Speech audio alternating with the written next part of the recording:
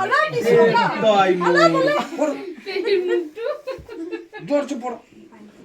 আৰে পড়ে গল আৰু এতিয়া কোনে খাব আমাৰ বেটা খাব বেটা খাব বেটা আরে মই খাম বাবা অকমান কেনে খাই দেখোন বেটা এটা জুঠা হৈ গ'ল নে এইটো কোনে মোক কেলে দিলে এইয়া ভতিজাকে এই পেহীয়েকৰ ভতিজাকে বাৰ্থডে চেলিব্ৰেশ্যন কৰা মানুহবোৰে মোৰ আৰু চাওঁ অলপ অলপ